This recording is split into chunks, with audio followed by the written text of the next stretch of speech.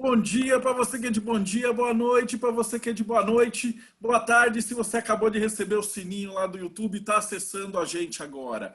Vocês têm mais um bate-papo Mayhem de número 103, se eu não me engano, e hoje a gente vai falar de Goécia Estelar e conjurações e LHP e tudo aquilo que você sempre queria saber sobre demônios e espíritos, mas não tinha para quem perguntar. O Rodrigo está me avisando, desculpe, já segue o canal, dá o like, faz as paradas de YouTube. Cara, e o convidado de hoje é um cara que a gente já está tentando falar faz um tempo. Eu trabalhei com ele na tradução dos livros sagrados de Telema. Então ele é meu irmão em várias ordens, apesar de essas ordens serem de trabalhos internos. Então a gente vai trabalhando em paralelo junto, mas não se encontra, né? A gente só vai fazendo o mesmo trabalho. Então, hoje seja muito bem-vindo. Boa noite, Léo. Como é que você está? Fala, Deodébio. Obrigado pelo convite. Fala, capirotada do Mayhem.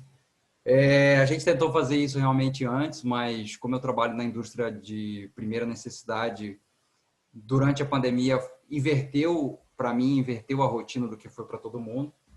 E, enfim, agora conseguimos finalmente conciliar as agendas. Peço desculpas antecipadas pelas divagações, digressões e palavrões. E, ó, ativa o teu aí que eu já ativei o meu aqui. Vai dar tudo certo.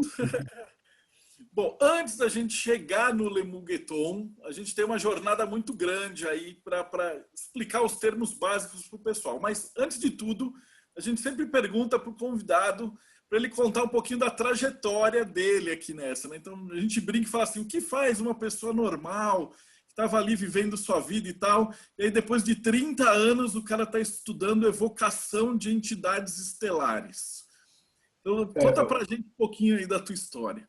Eu acho isso fabuloso, cara. Eu acho esse jeito de começar fabuloso, tanto no sentido figurado quanto no sentido literal. No figurado, por causa da cara que as pessoas fazem quando você joga essa para elas, né? E o engraçado é que quem está assistindo só vê a cara do entrevistado, não vê a sua. Que assim, sempre ficava pensando, cara, agora deve estar segurando muito o riso, porque as pessoas não estão preparadas para fazer esse exercício. Não se faz esse exercício todos os dias. E fabulosa, literalmente fabulosa, originária de fábula, porque eu acredito, assim como outros caras, tipo Alan Moore, Terry Pratchett, que nós somos as histórias que nós contamos para nós mesmos. A gente, eventualmente, as histórias que a gente conta para os outros e as histórias que os outros contam da gente, mas, essencialmente, a gente é constituído de histórias que nós contamos para nós mesmos. Mas antes disso, cara, se vocês me permitirem, eu queria fazer um plágio descarado. Primeiro, deixa eu falar um pouquinho mal do Peter Carroll. O Terry Pratchett, ele provavelmente foi influenciado. Quem não conhece Terry Pratchett, ele é o cara que influenciou as publicações do Peter Carroll nos últimos 30 anos, só que de uma maneira bem sutil. O Peter Carroll sempre menciona, de um jeito ou de outro, para vocês terem uma ideia, a Octarina, que é a cor da iluminação da magia do caos, é uma criação do Terry Pratchett. Octavo, que é o nome de um livro que o Peter Carroll publicou, é a criação do Terry Pratchett. Lidar com a questão da apofenia no assunto magia é a ideia de Terry Pratchett, que ele colocou nas novelas dele. Quem não conhece Terry Pratchett, ele era um escritor britânico, escrevia ficção de cunho humorístico, e o cara é sensacional. Eu não tenho muita paciência para ler Terry Pratchett, na verdade, mas ele tinha uns insights muito interessantes. E o Peter Carroll acabou absorvendo tudo isso. Então já vai um esporro para a galera de Chaos Magic lembrar o seguinte. Primeira coisa, eu que conheci Magia do Caos há 22 anos atrás. Já vou falar de mim, que é uma coisa que eu não gosto muito, apesar de ser leonino, mas segura só um pouquinho. Magia do Caos não é Peter Carroll. E Peter Carroll não é só Libernu Psiconauta. A gente teve aí um boom de Chaos Magic no Brasil. Assim, desde que eu comecei, sempre teve os caras que desde o começo estavam lá. A IoT do Brasil é bem antiga, tinha o pessoal do grupo de discussão da Caos Brasil, o zoaquista que você entrevistou, que é o Luiz Siqueira. Mas assim, não tinha esse apelo que tem hoje em dia, que eu acredito que tenha sido promovido basicamente pelos trabalhos do Tom Michele e pelas publicações da Penumbra. Mas assim, e eu fiquei muito contente quando o Siqueira recomendou Ray Sherring para ler, porque assim, tem tantos outros autores tão fantásticos quanto ou mais fantásticos do que o Peter Carroll.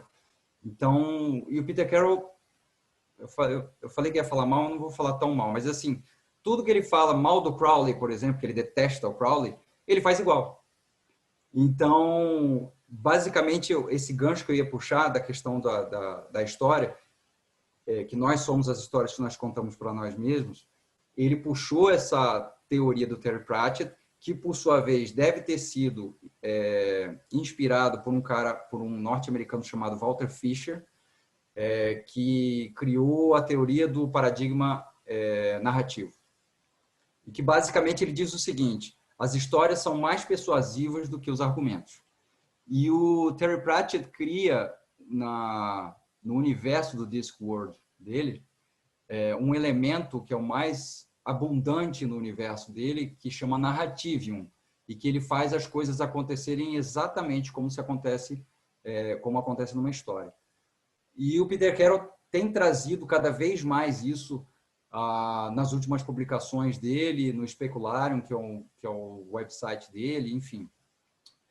Mas onde eu quero chegar em tudo isso?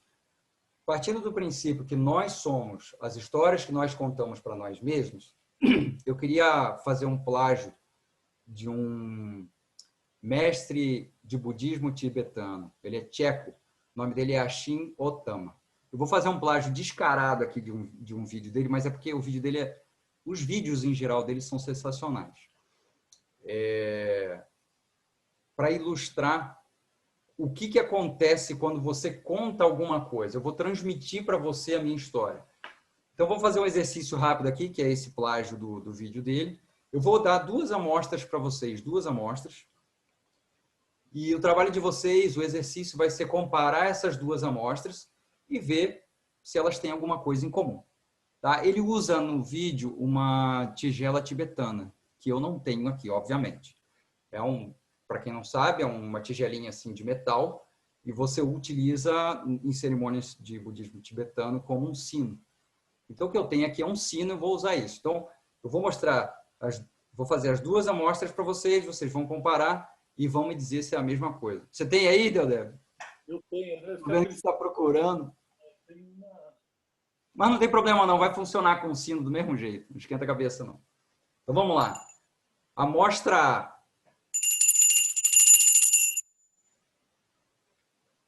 Amostra B. O som do sino. Fim do exercício. Mesma coisa, né?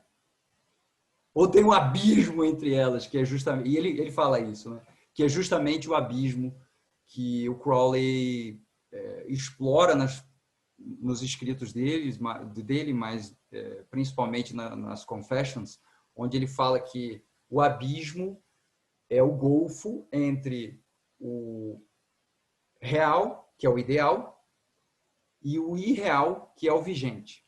Então, assim, isso aqui é o real, que é o ideal. E o som do sino é o irreal, que é o vigente. Então, já enrolei pra cacete, vamos falar de mim então agora.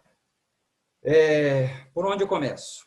Eu nasci em São Paulo. Esse sotaque que vocês estão escutando é postiço, porque eu estou muito tempo no Rio. Eu nasci numa manhã nublada de um domingo de agosto, o último dia de Leão. Sempre escutei a piadinha astrológica de que eu sou quase virgem. E eu tenho Saturno na primeira casa e em conjunção com o meu ascendente. Então, eu era uma criança carrancuda, séria, não interagia bem com outras crianças, me sentia muito mais à vontade com adultos e crianças mais velhas, adolescentes. E eu lembro que eu levava alguns assuntos muito a sério. E assim, eu tinha dificuldade de me encaixar, né? Eu estudei eu não sei se vocês conhecem, em São Paulo, o Salesiano Santa Terezinha, que é um colégio de padre. Eu entrei no ano, se não me engano, no ano seguinte em que foi aberto para meninas estudarem lá também. Uma coisa assim. Na frente é o Madre Mazarello. Não sei se existe ainda. E eu levava tudo muito a sério. E eu tinha essa dificuldade de me socializar, vamos dizer assim. Meus pais me forçavam a me socializar. E eu tinha um segundo problema, que como os meus avós eram italianos, e eu convivia muito com eles, algumas palavras eu falava como eles. Então, eu estava brincando com a galera, eu falava assim, tem que subir para tomar banho. Não falava gente, eu falava gente. Então, nego, você caminhava para cacete. Então, eu fui tentar entender por que eu sou diferente, por que eu não sou como os outros, enfim. Eu achei na época que fosse por conta disso e eu queria entender por que os meus avós, o que eles vieram fazer aqui, por que eles chegaram no Brasil. E eu sou 3/4 italiano. Do lado da minha mãe, meu avô e minha avó são italianos, do lado do meu pai, meu avô é filho de italiano e minha avó é filho de espanhóis. Então, aí me disseram assim, não, eles vieram para o Brasil para fugir da guerra, da Segunda Guerra. Eu falei, caraca, guerra! Porque para mim, guerra só vinha em filme, né? Não imaginei. Isso que eu estou falando é tipo, eu tinha 6, 7 anos, sei lá. Guerra, segunda, então teve a primeira. E talvez possa ter uma terceira. E aquilo foi, cara, por dias, eu me lembro que por dias e semanas eu fiquei pensando sobre aquilo e ficava assim. Aí o nego falava, cara, tira a cabeça disso, você é uma criança, vai brincar, você não tem que ficar pensando em guerra, esse tipo de coisa. E aí, cara, eu tinha uma tia minha que tinha um livro do Nostradamus. E aí essa foi a minha porta pro esoterismo, pro ocultismo, pra magia. Não sei por que ela tinha esse livro, porque a minha família, na época, não era muito orientada para esse tipo de coisa. Enfim, eram católicos. E, enfim, li o livro, fiquei me cagando das coisas que o Nostradamus previu. E dali à frente, isso que eu te falei, uns 7, 8 anos, e comecei a estudar, procurar. Só que na época a gente não tinha internet, né? O pessoal já vem falando isso para vocês aí no Mayhem. Na época a gente não tinha internet. O que a gente tinha eram ou outras pessoas com o mesmo interesse, ou, me perdoem aqui os que vieram antes de mim, más traduções. Eu lembro que a primeira vez que eu li Eliphas Levi, eu não tinha essa noção de que um livro pode ser bom no original e ainda assim a tradução ser uma porcaria. E a primeira vez que eu li Eliphas Levi, Franz Bardon, Papos, foi tudo em português numa época que eu ainda não tinha conhecimento de inglês, eu não tinha fluência na língua inglesa. E eu achei tudo muito ruim. Tinha dificuldade de entender o que eles estavam querendo dizer. Mas daí, quando eu cresci, depois eu estudei, nós vamos chegar lá, eu entendi que o problema era esse, eram as traduções mal feitas. E a gente, infelizmente, em alguns lugares a gente ainda tem traduções mal feitas, porque existe o seguinte problema.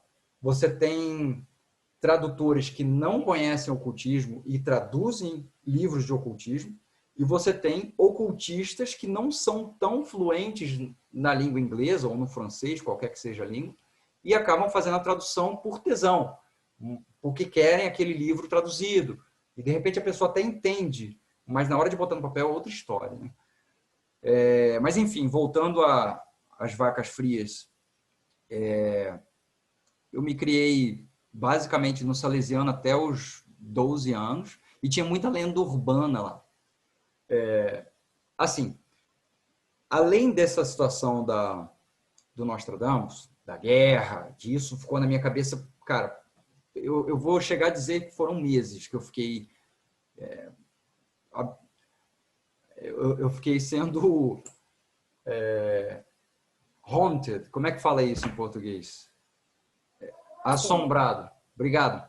Eu fiquei sendo assombrado pelo livro do Nostradamus. Mas, assim, antes de chegar aí, a gente tinha um sítio no interior de São Paulo, perto de Mariporã, num lugar chamado Terra Preta, minha família tinha. E, assim, a gente sempre ia para lá passar férias. As crianças, eu era o mais velho sempre, dos meus irmãos, dos meus primos. E, cara, o meu envolvimento com a natureza, ele foi... Depois de um tempo é que eu percebi isso. Ele foi fundamental para esse meu chamado para ocultismo, magia, esoterismo, como querem chamar. Eu sempre tive uma conexão muito forte com os animais e com as plantas. Então, quando eu ia lá para o sítio, cara, eu vivia no meio do mato. E era mato brabo mesmo, Mata Atlântica. Uma vez nós fomos... Cara, eu tinha uns 10, 12 anos. Nós entramos no mato de um lado, quando a gente saiu, a gente foi sair na Fernão Dias, cara. E a gente era tudo criança, não sabia nem voltar para casa. Então, assim, a gente acabou voltando depois, achou o caminho e tal. Então, vou voltar agora para o Salesiano, agora que eu já falei isso. Eu sou assim, tá, gente? Vocês me puxam de volta aí. No começo eu pedi desculpa pelas divagações, já contando com isso, que isso fosse acontecer. No Salesiano tinha muita lenda urbana. Algumas delas eu não vou contar aqui, porque seria uma injustiça com o Salesiano, que é uma instituição que eu respeito até hoje, nunca me fez mal. Pelo contrário, tinha alguma coisa meio polêmica na aula de religião, porque eu não tinha trava na língua e questionava muito. Mas, assim, os padres sempre foram muito atenciosos comigo. Nunca tive problema com nenhum deles, de nenhum tipo. Foi importante eu ter contato com alguma religião, porque, assim, em casa, na prática, você não tem. Dependendo da família, você não tem, e era o caso da minha família. Então, foi importante esse contato com a religião. E, cara, onde tem criança, tem besteira. Então, tinha muita lenda urbana, desde a loura do banheiro até um túnel subterrâneo, enfim. Mas eu lembrei do Salesiano especificamente porque, ainda assim, lá mesmo era difícil eu me socializar. E eu lembro que eu ficava próximo do zelador, que ele cuidava de 3 Dobermans que tinham lá. E eles ficavam presos, né? Eles soltavam de noite. E eu sempre pedia para ir junto, para dar comida. Os cachorros eram mansos com criança, não tinha problema nenhum. E eu ia lá, via ele dar comida, enfim, tratar dos bichos. E, cara, esses dias atrás eu encontrei 2 amiguinhos que eu tinha na época. Nós estamos falando de 27 anos atrás. Fui caçar e achei na internet os 2. Um é um Issei. Hoje ele é vice-presidente de um banco nipo brasileiro. O outro, ele é diretor financeiro da Chili Beans e acionista da Zinzane.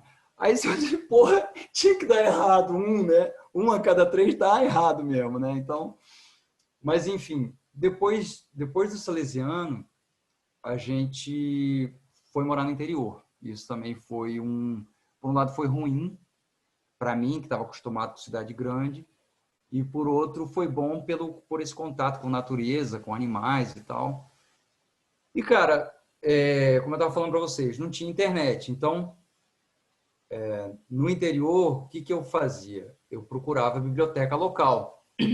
E, por incrível que pareça, tinha alguns, nada muito do que a gente tem hoje em dia, né? Mas tinha alguns livros que foram me levando enfim, a esses caras, Eliphas Levi, Papos, René Guénon, enfim, não convém ficar citando todos aqui, porque senão a lista é longa. E quando eu já tinha uns 14, 15 anos, eu tinha um amigo que o avô dele era maçom. E aí, às vezes, ele levava a gente para a loja, obviamente, num dia que não tinha nenhum evento especial da loja lá. E tinha uma biblioteca fenomenal. E aí eu pude ter acesso, ele me permitia isso, pude ter acesso à biblioteca deles. E o próprio avô do meu amigo tinha uma biblioteca muito, muito além da que eu imaginei que eu pudesse ter algum dia. E eu conversei com ele sobre alguns assuntos e tal. Ele me deu um livro do Charles Fort. Charles Fort, para quem não conhece,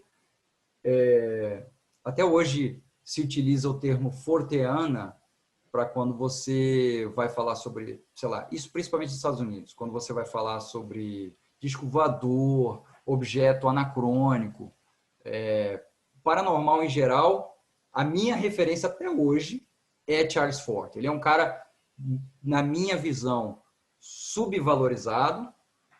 Ele, para mim, é o maior ocultista, na verdade, do século passado. Ele e Kenneth Grant. Enfim, e aí eu comecei a ler Charles Fort, gostei, e fui, enfim, lendo a biblioteca do avô do meu amigo, eu acabei caindo em Crowley, acabei caindo em... Só não tinha Chaos Magic, ele não tinha isso nessa época. Mas aí, ao mesmo tempo, eu comecei a ter contato com Made the Ascension, da White Wolf, Mago Ascensão. Cara, apesar de ser um jogo, e tem muita gente que critica isso hoje em dia, fala, porra, é um jogo, o que isso tem a ver com a realidade? Cara, os caras que escreveram o jogo, eles estudaram pra cacete, e principalmente o Phil Brucato, que é responsável pelas últimas versões do jogo, ele é neopagão, já escreveu pro The Cauldron, e vários outros periódicos americanos de magia, enfim. E, cara, se você olhar basicamente, a premissa básica do jogo é Chaos Magic, só que com uma releitura e apropriando essa releitura para cada tipo de paradigma. E, cara, isso me ajudou muito, Nessa época, para você ter uma ideia, eu nem conhecia Kenneth Grant e não conhecia Austin Osman Spare. Quando eu conheci o Austin Osman Spare, muito tempo depois, eu tive uma sensação de que eu já conhecia todas as práticas do Austin Osman Spare, ou de alguma maneira conhecia as práticas que ele promovia. E até hoje eu não sei dizer se isso era natural meu ou se era porque eu já tinha tido contato com o Mago Ascensão. E nessa época também, aí eu já tinha quase 16 anos, eu tive um contato inusitado com uma cigana de verdade, do clã Calon. E, enfim, a forma como ela me encontrou foi bem inusitada. Eu andava uns 15 quilômetros para ir para a escola. Eu fazia questão de não pegar ônibus nessa época. Eu gostava de ir caminhando, vendo a paisagem e pensando essas doideiras todas aí. E um dia ela me chamou, ela estava precisando de ajuda para carregar umas coisas, eu ajudei ela, morava ali perto. E aí ela começou a me chamar de meu ciganinho, vem aqui meu ciganinho e tal.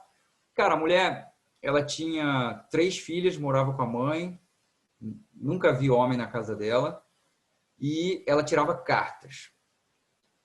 Aí, o jeito que ela tirava carta me lembrou o jeito que a minha avó jogava carta. Porque minha avó é italiana. Aí em São Paulo, vocês devem ter, aqui no Rio nunca vi. Tem um baralho de um jogo que chama Scopa. É um jogo típico italiano. Você que é del Débio sabe muito bem do que eu estou falando, né? A minha avó jogava tarô. Não é tarô, ela fazia divinação com baralho de Scopa.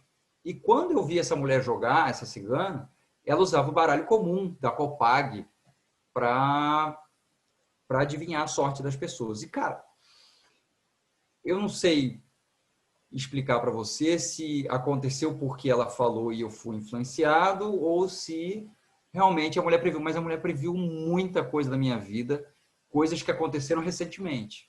Isso eu tinha 16 anos, eu tenho 38, apesar da minha carinha de bebê. Eu tô bem velho. Se eu tô velho, imagina você, hein, Deldeb, porque eu joguei Arcanum, cara. Eu joguei Arcano. Você tinha quantos anos quando saiu Arcano? Arcano, quando eu escrevi o Arcano, tinha 20 e pouquinho. Ele é de 98, vai fazer 25 anos. 98. Eu já Então, eu tinha o 16. Mago e tal, era uma época do RPG que servia para trazer a criança para dentro do seio da capirotagem, né? Tudo foi Exatamente. pelos É, religiosos, teve uma treta gigantesca disso eu aí. lembro disso, você até discutiu com o pessoal mais fundamentalista, né? Eu tenho vídeo até hoje disso aí. Mas assim, então, para mim foi fundamental a introdução da ficção na, na minha prática pessoal. Isso foi, para mim, foi fundamental. Não estou falando só do Mago Ascensão, mas de trabalhos de ficção. Ah, posso citar aqui, mas foi muito mais para frente isso, foi o Lovecraft. Ah, e outras ficções que, na verdade, foram escritas por magistas, né? Depois nós vamos falar um pouquinho disso, talvez, não sei.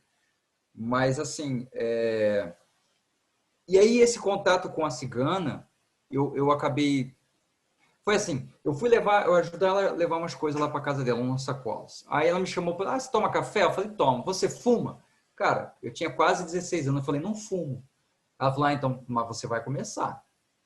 Na época eu falei, não, imagina, meus pais são fumantes e eu sempre detestei e tal. Não, você vai fumar. Mas ela não me fez fumar, não. Ela só me avisou que eu ia começar a fumar. E realmente comecei a fumar depois. E aí eu comecei a frequentar a casa dela e ela me ensinou a jogar. Ela falou, você tem que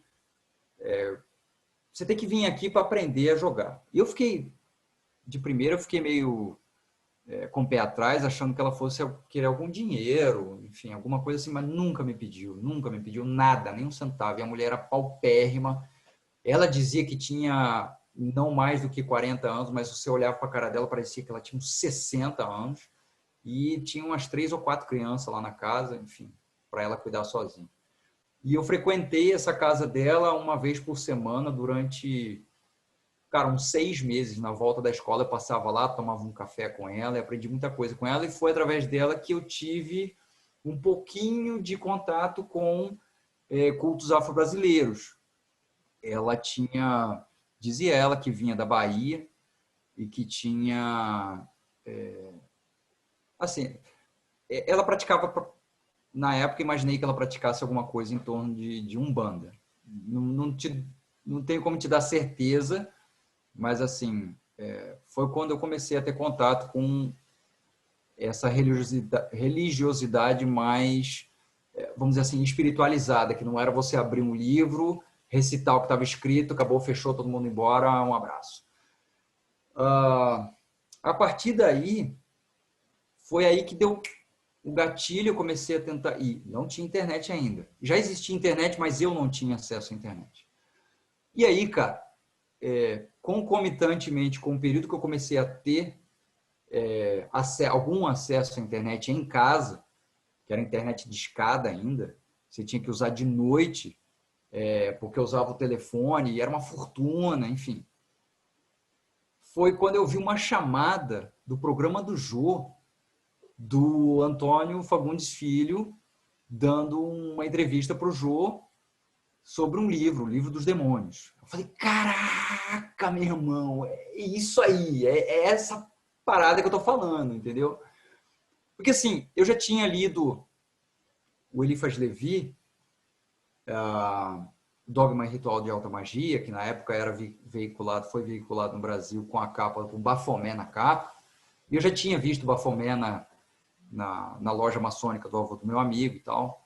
Isso não me inspirava medo. Mas, assim, quando eu abri o livro, eu falei, porra, não era isso que eu procurava. O livro não faz jus à capa, basicamente isso. E aí eu vi o Antônio Fagundes Filho, vi a entrevista dele, falei, caraca, é isso aí e tal, comprei o livro. E comecei a estudar, a partir daí comecei a estudar demonologia. E nessa época eu comprei o Arcanum também. Joguei o Arcanum também.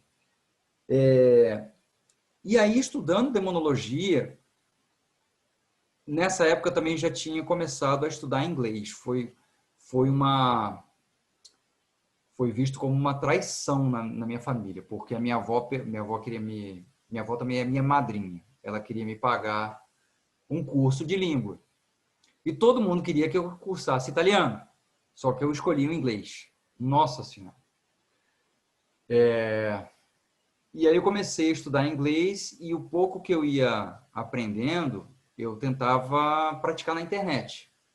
Nas salas de bate-papo. Não tinha Wikipedia ainda, é importante frisar isso para as pessoas. Eu passei por vários períodos de Wikipedia, desde ser um lugar que você vai na fé que o que está escrito lá é verdade, até os outros que falam assim, Wikipedia. E, cara, não é porque é Wikipedia ou não. Você acredita no que está escrito no jornal, meu irmão. Entendeu? Você acredita no que está escrito na bula do remédio. Então, assim... Mas o legal que eu acho da Wikipedia é que ela veicula você para algum lugar. E sempre tem uns links ali e, porra, você está lendo sobre um troço, lá embaixo tem assim, veja também. Aí você clica e se deixar quem gosta de ler, fica o dia inteiro naquela porra. Mas assim, nessa época não tinha. E aí eu comecei a estudar demonologia e tal, e aí caiu no assunto da Goécia. Aí eu fui descobrir o que era tal da Goécia. Então é isso que eu acho que você queria que fizesse uma certa introdução para como que chegou no Le Bourgeton, né? Quando eu cheguei na Goécia, foi já através lá acessando a internet, sites estrangeiros, tinha pouco tempo, não tinha, sei lá, 6, 7 anos que o William Breese tinha republicado o Le Méditon nos Estados Unidos. Se não me engano, foi pela Weiser. Mas eu não tinha o livro, eu tinha... Naquela época, o pessoal não pirateava no PDF, era digitado mesmo, dava trabalho piratear.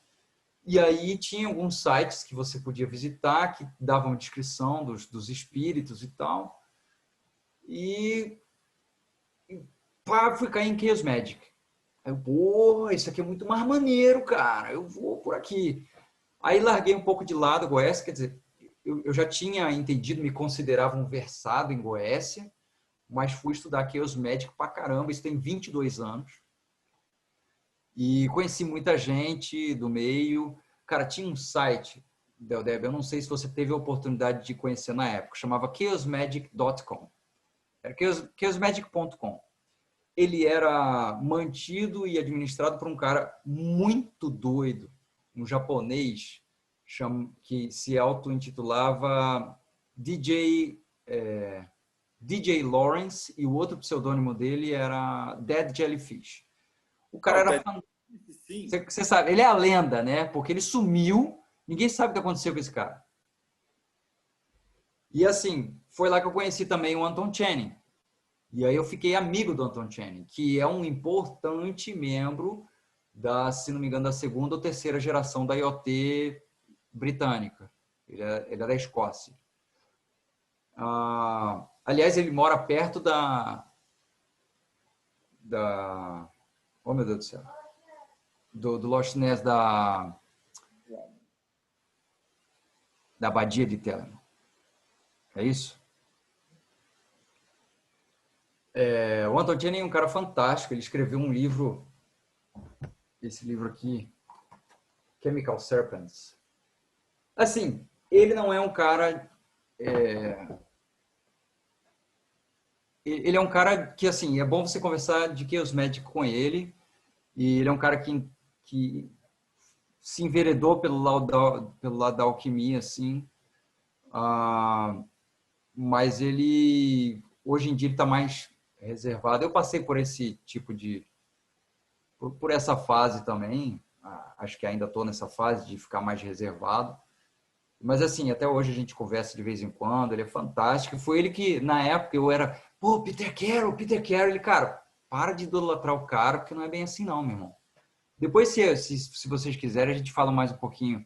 Eu tô brincando de falar, não é falar mal não, mas é ver o outro lado da história. O Peter Carroll, ele teve vários problemas com várias pessoas ao longo dos últimos anos aí, inclusive com o Ray Sharon, e eu fiquei super chateado da forma como ele expôs o Ray Sharing no site dele, enfim. Depois a gente fala sobre isso. E com o Frater UD também, o Ralph Tegtmeier. Mas onde é que eu estava? No chaosmagic.com. E a partir daí, lá no chaosmagic.com, eu comecei a voltar a ter contato com a Goécia. Aí, enfim, fui estudar pra caramba o Lemegeton a fundo, fui descobrir que ele não era um livro escrito pelo Crowley, como muita gente até hoje acredita. Porque o nego fala, porque quando o Crowley escreveu a Goécia, tem gente que escreve isso. Ele não escreveu porra nenhuma, bicho. Não escreveu nada disso. Ele é tão bom, o Crowley é tão foda, que ele corrigiu. Olha a prepotência do cara. Ele corrigiu a tradução do MacGregor Mathers. E o Mathers, na verdade, ele tinha usado pelo menos 6 manuscritos diferentes que o William Breese, que é o Hymenaeus Beta, fornece parte desses manuscritos na introdução do livro dele, da publicação de 95, do Lemegeton, ou Lemegeton. Depois nós vamos entrar nesse mérito dessa questão também, se é com G ou se é com G. Enfim, eram vários manuscritos, pelo menos 6 manuscritos. A maior parte da biblioteca do Hans Sloane, que viveu no século XVI. E, enfim, ele era um colecionador irlandês, mas ele era descendente de escoceses e tal. Ele tinha, 70 mil itens entre livros e objetos que acabaram sendo doados depois para o Museu Britânico. E, aliás, a doação dele gerou a fundação do Museu Britânico, se não me engano, e a biblioteca do Museu de História Natural de Londres. Então, assim, esses manuscritos é que foram utilizados na tradução do Mathers, e o Crowley, na sua prepotência, depois que ele brigou com o Mathers, ele pegou esse manuscrito, ele tinha acesso a isso, e ele fez as correções que a grande besta poderia fazer no trabalho simplório do Mathers. Mas, assim, nessa época eu me debrucei sobre o Lemegeton, fiz vários tipos de evocação e comecei a pensar assim, cara,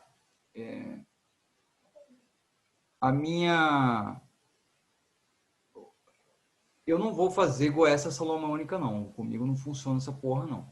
Tentei fazer, mas não foi. Vou tentar dar um outro approach.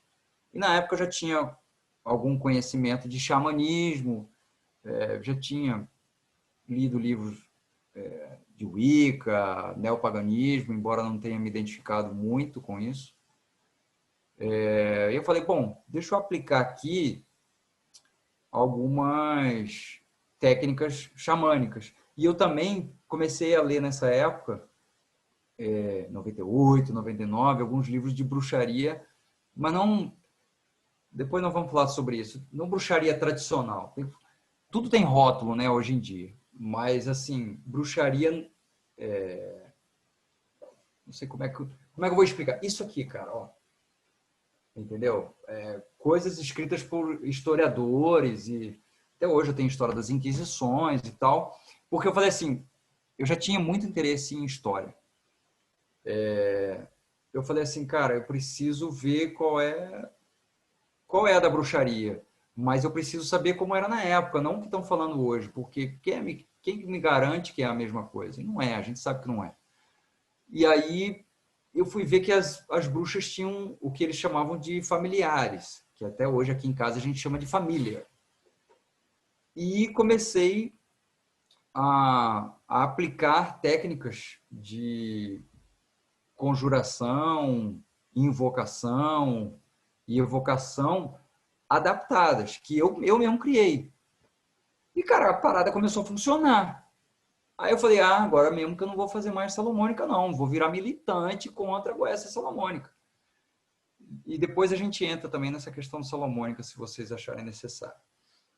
Aí, cara, usei e abusei. Não praticava só Goécia, não. Praticava outras outras artes, vamos dizer assim, e fiquei por um período mais ligado com Chaos Magic depois disso. Depois que eu falei, agora já dominei a parada da Goécia, vou para Chaos Magic, vou dominar Chaos Magic. Eu fiquei, magia do caos, magia do caos, magia do caos. Escrevi artigos, tanto lá para o chaosmagic.com, quanto para, aqui no Brasil, escrevi para o Morte Súbita, sob pseudônimos diferentes. Escrevi artigo para caramba para os outros, traduzia algumas coisas para amigos, porque aqui no Brasil, por incrível que parível, ainda existe uma barreira de linguagem que é muito prejudicial, eu diria, porque você vê na Europa, você mesmo nos países onde o inglês não é a língua vigente, todo mundo fala inglês. Eu trabalhei numa empresa austríaca sediada no Rio de Janeiro, que a língua da empresa é inglês, entendeu? Então, para você ver, tá, oficialmente, os livros do Peter Carroll só chegaram no Brasil quando? 2018. Cara, já tem 50 anos, não é isso? 2018? Já tem 50 anos de Chaos Magic, cara. A gente está muito atrasado, entendeu? O do Tommy Kelly até achei que veio rápido, mas é uma iniciativa de algumas pessoas. Não é uma iniciativa geral. E a gente tinha aí, você sabe bem, eu não vou falar o nome, nem vou falar mal, tá? Prometo que eu não vou falar mal, porque sou muito polêmico. Mas tinha uma editora muito famosa no Brasil, famosa justamente também por ter publicações esotéricas e ocultistas. Mas, assim, não vinha o que eu queria. Não adiantava ir lá e falar assim, meu irmão, traduz esse aqui. Não tem como. Não, mas as obras que a gente lia era tipo nicho do nicho do nicho de lá, né, cara? Não tinha Exatamente. sem o financiamento coletivo, isso aí acho que nunca, jamais teria vindo para o Brasil. Exato, Naquela época você tinha que fazer 3 mil de tiragem. Era uma coisa assim que você tinha que cavocar na Europa mesmo, se quisesse ter acesso a isso. Hoje é outro planeta. Eu lembro que eu fiquei puto porque eu pedi o Peter Carroll em 2009, se não me engano, para traduzir o Liberno Psiconauta. E ele falou, tem que ver com eu não lembro agora se era a Mandrake ou a Weiser. Tem que ver com eles lá e tal. Tá bom. Aí eu falei, tá, eu vou então pensar, eu prefiro traduzir então o Fratero D, High Magic. Na época não tinha o High Magic 2, só tinha o primeiro. Aí, não, é Llewellyn, vai ver com a Llewellyn. Cara, se eu não conseguir com a Mandrake, com a Llewellyn, pior ainda. Você viu o sufoco que a gente passa aí com... qual foi? A Inner Traditions? Inner Traditions. Putz grilo, cara. Então, assim, é complicado. Não é uma coisa muito simples de se fazer. Mas, assim, então, voltando ao assunto da época, eu caí de cabeça em Magia do Caos e entrei para uma ordem em São Paulo, que era uma ordem que era pouquíssimo conhecida.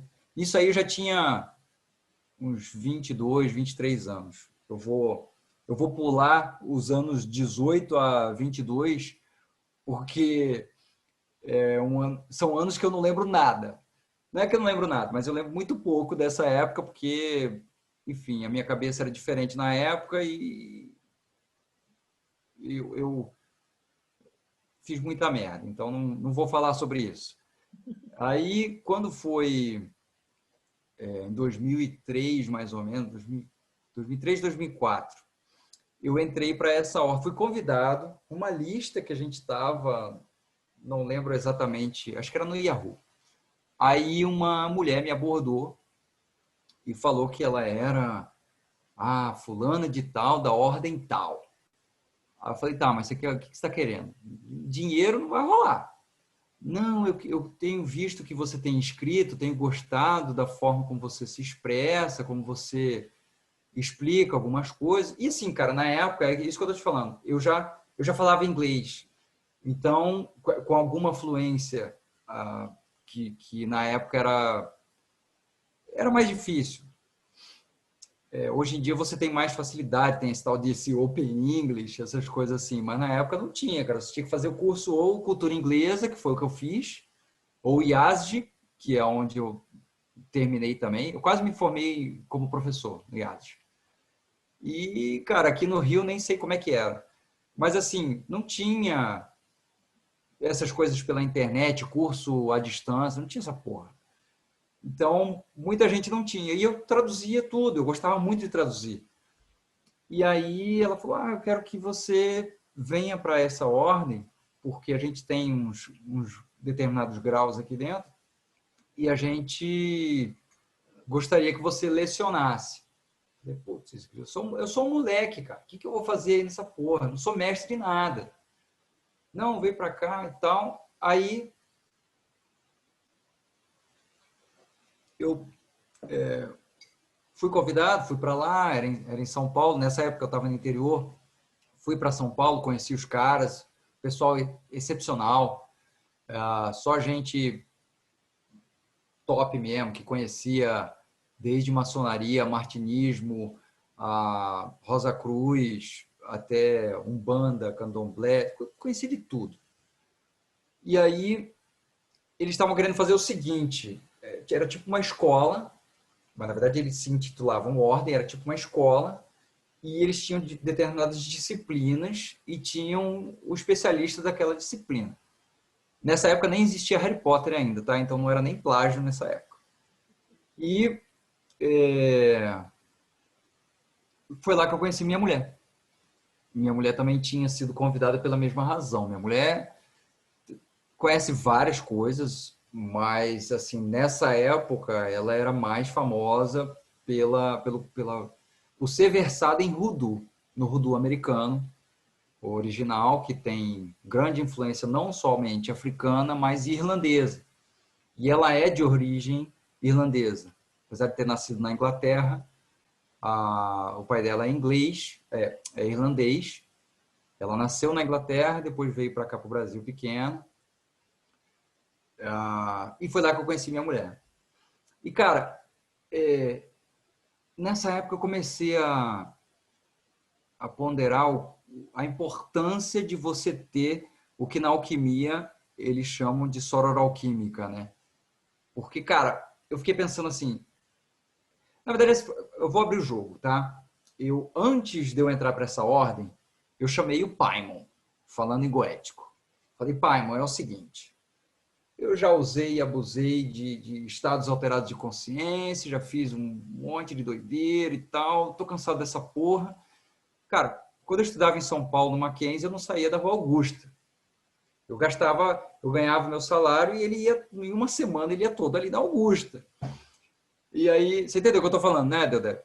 Eu lembro, a gente subia e descia Augusta de um lado para o outro, ia parando nos botecos, puta. Aí depois chegava uma hora que você nem lembrava onde é que você tinha Exatamente. estado a Como é subir. que você chegou ali, né? Como é que a gente chegou aqui embaixo? É... Então, assim, Aí eu cansei dessa porra e falei, quer saber? Eu quero me casar. Aí quando eu falei isso lá em casa, foi tipo assim, meus pais não aceitaram. Você tá maluco? Coisa de doido.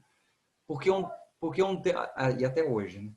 Porque um tempo antes, eu comecei, bateu de novo aquele negócio de natureza e tal, e eu tinha visto uma reportagem na Chapada dos Veadeiros de uma comunidade alternativa. Aí, porra, isso aqui é muito, muito maneiro. Os caras tinham uma bioconstrução, construía com barro e vivia daquilo que eles plantavam e tal.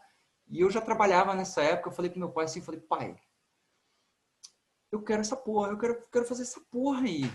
Ele, não, você tá maluco, cara? A primeira dor de dente, como é que você vai fazer? Eu falei, que dor de dente, cara? Não vai ter dor de dente, vou comer açúcar.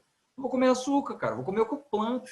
Aí foi uma discussão do cacete e tal, eu já tinha já tinha saído de casa e voltado, já tinha morado solteiro uma época, que é quando você descobre que a louça não se lava sozinha, a roupa não se lava sozinha, né?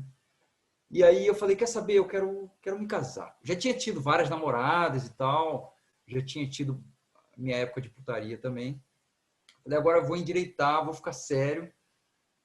E fiz uma invocação do Paimon e falei assim, eu quero que você me bote no caminho da minha mulher com quem eu vou casar. E, cara, uma semana depois me chamaram para essa... Fui convidado para entrar nessa ordem.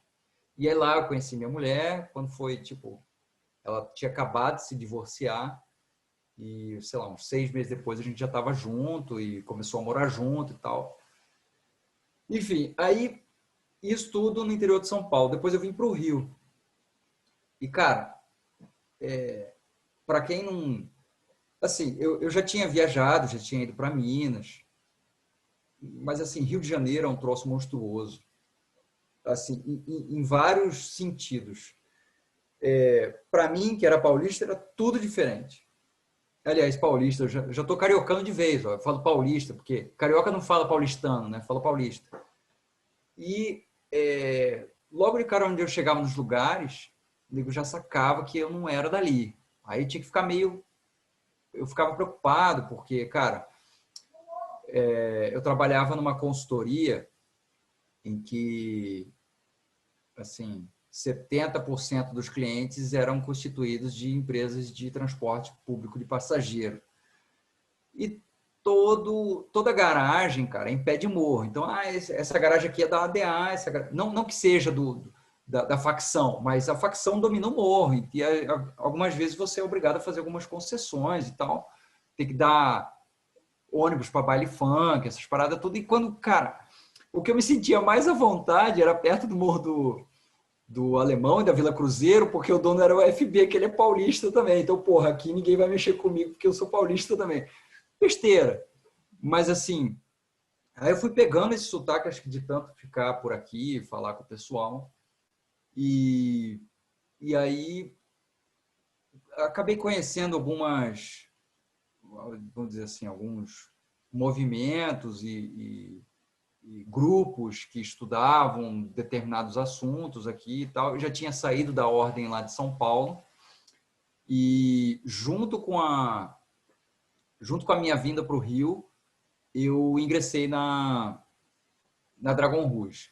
Eu já tinha, na verdade, assim, eu estou pulando um monte de parte, tá? Mas, assim, lá em São Paulo, logo antes de eu vir para o Brasil, eu conheci os livros do Kenneth Grant. Porque os livros do Kenneth Grant, até meados de 2005, 2006, eles eram raridade mesmo. Tipo, hoje, se você vai ver o Le Mougeton no eBay, na internet, o nego tá pedindo, sei lá, R$ 1.500, cara, umas coisas absurdas. E na época faziam isso com os livros do Kenneth Grant. Eu não tinha como pagar isso. Então, o que eu queria era acessar o conhecimento do Kenneth Grant, porque eu tinha lido alguns artigos e tal, e falei, cara, Kenneth Grant é o cara. Eu comecei a ficar, eu já tinha conhecido o Telemann, Crowley e tal, mas o meu lance era Kenneth Grant, e ele virou a minha segunda referência depois do Charles Fort para assuntos paranormais, vamos dizer assim. E apesar das críticas ferrenhas que ele recebeu, das injustiças que aconteceram com Kenneth Grant, ele teve pulso firme, se manteve até o final. Depois ficou velhinho demais e parou de escrever. Mas, cara, tem as trilogias, tem trabalho de ficção. E aí eu fui querendo... Cara, eu quero tudo do Kenneth Grant. Fiquei obcecado pelo Kenneth Grant. E mandei uma carta para o Michael Stanley, que era vamos dizer assim, o herdeiro espiritual do Kenneth Grant. Na verdade, ele é um editor, ele é dono da Starfire Publishing. Até hoje eles publicam livros do Kenneth Grant, reimpressões. E mandei carta para o Michael Stanley, porque na época eu mandei um e-mail, ele me respondeu assim, esse tipo de coisa a gente precisa falar por carta. Eu falei, tá bom. Aí mandei uma carta para ele, aí na sequência ele já me mandou o statement para eu devolver para ele, dizendo que eu subscrevo sob a lei de Telemann e que eu basicamente virei um probacionista. Sem perceber, eu virei probacionista da Ordem Tifones, que depois a gente fala com mais detalhes sobre isso, se vocês quiserem. Seria um tronco da OTO, do Kenneth Grant, embora tem gente que não aceite dessa forma, enfim. Mas é a ordem que foi meio que encabeçada. Durante muitos anos teve uma atividade intensa na Inglaterra, encabeçada pelo Kenneth Grant. E aí, cara, eu queria isso. Então, na época que eu entrei em contato com o Michael Stanley, que é um cara fantástico, de receptivo e paciente pra caramba. Até hoje ele é muito paciente comigo. O Kenneth Grant estava vivo ainda, mas não tinha mais como falar com ele, porque estava bem velhinho. E aí eu vim para o Rio, e como eu fiquei meio frustrado, assim, de porra, não vou conseguir falar com o Kenneth Grant, aí eu descobri que tinha a Dragon Rouge, que era uma ordem que não era especificamente derivada dos trabalhos do Kenneth Grant, mas tinha uma forte influência das visões, das ideias e conceitos das publicações do Kenneth Grant. Eu falei, cara, então é isso aí que eu quero. E aí eu entrei para Dragon Rouge, fiquei lá um tempão, e lá você, cara, é muito engraçado isso, porque como você interagia via internet, não tinha muito controle como você tem numa ordem física. Quando você vai para uma ordem física, algumas regras precisam ser observadas, e você tem ordens como a Ordem de Saturno, por exemplo, que até hoje é assim, e para você ter algum tipo de organização. A Dragon Rouge apanhou pra caramba por causa disso, porque não tinha essa organização. Era abre a porteira e começa a vir todos os fãs de Therion achando que achando que é a mesma coisa, né? Então, assim, você quer falar alguma coisa? Eu lembro que foi nessa época que eu entrei junto com o Adriano Camargo, que a gente pegava e recebia os Dracontios em papel. Era um fanzinão, basicamente, né? Acho que o cara xerocava e mandava por carta, né? E você tinha que pagar. E aí a gente ficava nos bate-papo lá, mais ou menos os caras assim, você é brasileiro? Então me responde da Quimbanda. Eu falei assim, porra, mano, eu vim aqui para aprender, eu tenho que ficar ensinando. É exatamente isso. Até Gamaliel, depois eu perdi a paciência, eu saí, o Adriano Camargo ficou, e daí eu perdi contato com a Dragon Rouge. Mas é exatamente essa experiência que você está tendo. Exatamente. Aí, já vou falar isso, cara. Aí eu fiquei um bom tempo me dedicando aos trabalhos da Dragon Rouge. Já tinha comprado em 2000 eu acho que em 2006 ou 2007 eu comprei o Kabbalah Clifford and Goetic Magic, que é sensacional. Thomas Carlson, cara, ele fez um trabalho excelente. Eu conheço os outros livros dele, não sou tão fã de essas paradas nórdicas, essas coisas assim, que aqui no Rio a gente brinca que é tudo Viking.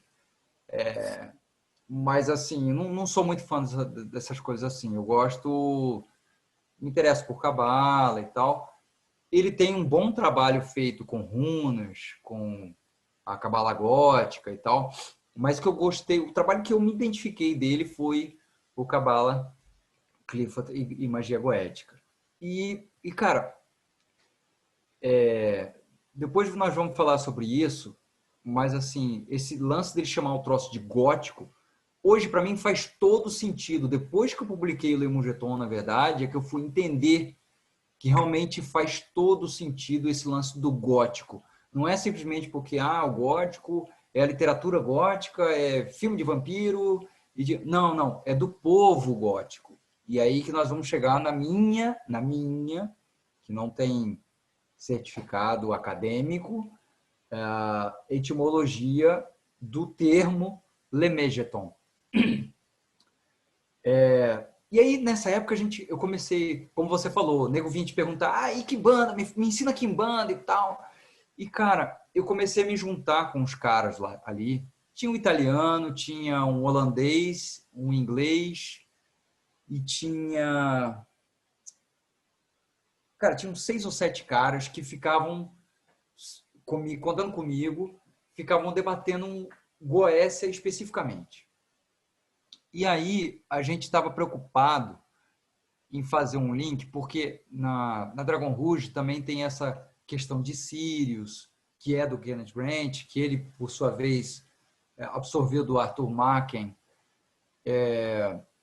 de Sete com Sirius. Então, se Sete é, na verdade, Sirius, cara, então tem goético, alguns goéticos, talvez um goético possa ser identificado com um deus egípcio. Então, se Sete é Sirius, o Amon, que é um goético, também tem que ter a estrela dele, meu irmão. E, assim, começou essas especulações, assim, da inteligência estelar. A gente já tinha o trabalho do Magus, que fala sobre inteligência, espíritos olímpicos, né, inteligências planetárias e tal. Mas isso nunca foi explorado, eu acredito que isso antes nunca tivesse sido explorado para as estrelas, era só planeta.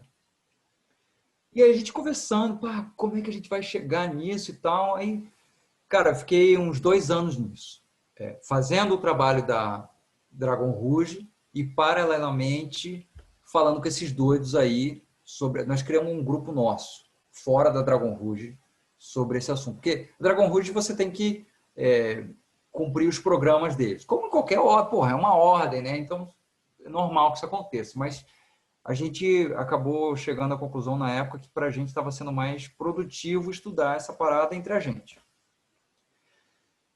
E aí, os caras foram abandonando o barco, com o tempo passando, aí sobrou eu, o holandês e o inglês. Aí, no final das contas, eles pularam fora também, eu fiquei sozinho com aquele material todo que a gente tinha juntado, a gente mandava um para o outro, PDF. Nessa época já tinha pirataria rolando solta. Tinha aquele... Esqueci o nome do site que o cara foi preso, caramba. Enfim. Aí a gente mandava PDF um para o outro e tal, e fui armazenando aquele monte de conhecimento. E eu falei, cara, mas a gente não chegou em lugar nenhum. Ficou por isso mesmo e tal. Aí eu acabei saindo da Dragon Rouge depois, mais por uma questão financeira. Depois nós vamos falar sobre isso também. Não da questão financeira, mas da questão comercial do ocultismo. E aí eu peguei, juntei esse material todo, falei, cara, eu preciso fazer alguma coisa com isso aqui. Eu preciso... Mas assim, não deu em nada. Aí voltei a falar com o Michael Stelly na época. Falei, então tá, então eu vou voltar para o Tifones e vou estudar Kenneth Grant. Aí peguei Kenneth Grant a fundo, estudei toda a trilogia do Kenneth Grant. E aquilo foi me dando mais fôlego para isso. E nessa época eu estava muito vidrado em Kenneth Grant. Isso nós estamos falando de 2010 a 2012, mais ou menos. E aí... Eu já tinha esquecido para lá essa porra de juntar espírito goético com estrela e tal. Do nada, um dia, eu estava pesquisando um outro assunto que eu não lembro agora. E aí me caiu uma citação de um livro chamado Writing Science Before the Greeks. Escrevendo Ciência Antes dos Gregos. Da Rita Watson e do Wayne Horowitz. Esse é um livro de 2011. Tinha acabado de sair o livro. Eu falei, preciso comprar esse livro. Aí corri atrás, não consegui achar. Comprei, peguei uma resenha do livro, achei fantástica. Aí consegui achar o livro, comprei o livro. Nessa época, na Amazon estava fora de estoque. A Amazon também não era tudo isso que ela é hoje. Nós estamos falando de, sei lá, 9, 10 anos atrás, né? E aí, lá nesse livro da Rita Watson e do Wayne Horowitz, é que eu vi pela primeira vez a história do Mulapim, que é um compêndio babilônico de, sei lá, 3 mil anos atrás. Sei lá, não, 3 mil anos atrás. Que é um compêndio de estrelas e aglomerados de estrelas. As constelações elas não são exatamente as mesmas constelações que as nossas, porque hoje nós temos uma organização internacional que diz assim, as estrelas são essas. É basicamente isso que eles fazem. Teve até recentemente, não tão recentemente, a discussão se Ophiuchus era um signo ou não. Enfim, até na astrologia teve muita afobação com relação a isso, enfim. E aí eu fui apresentado por esse livro que caiu no meu colo do nada, essa informação. Eu falei, caraca, é isso, bicho.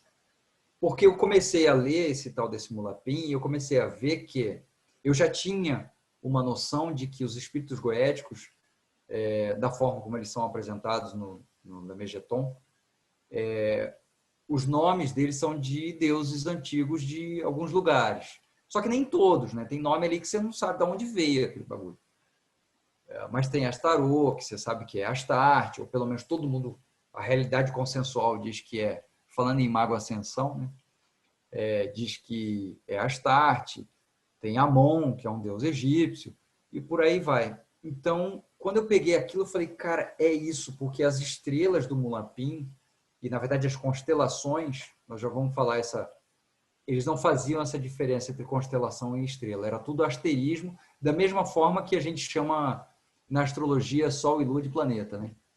Era bem parecido, inclusive a gente deve ter herdado isso dos babilônios. E aí eu comecei a fazer um trabalho de tentar correlacionar os goéticos com essas estrelas, através do Mulapim. E aí chegou no resultado do que foi o Lemugeton. Eu acho que isso aqui fez sucesso pra caramba quando eu tive esse insight de comparar sigilos com... Não sei se está dando para ver aí, Dedé? Eu tenho esse livro. Na verdade, assim, eu tinha esse livro autografado naquele... Eu não lembro, não foi no eBay, foi quando eles fizeram um lançamento, sei lá eu quando que vocês fizeram, e eu tinha autografado o teu e tal, eu já tinha estudado isso daí. E aí, quando eu falei com o Escuros, pra gente ir, ele ia traduzir os livros sagrados de Telemann, ele falou, eu tenho Leo Holmes e tal. Eu falei, peraí, esse nome é estranho, né, cara? Aí eu peguei o teu livro, então eu já te conhecia antes. Uhum. As coisas Exatamente. andando, a gente foi... Não, e até, na verdade, a gente até já tinha se falado antes, só que eu usava pseudônimo.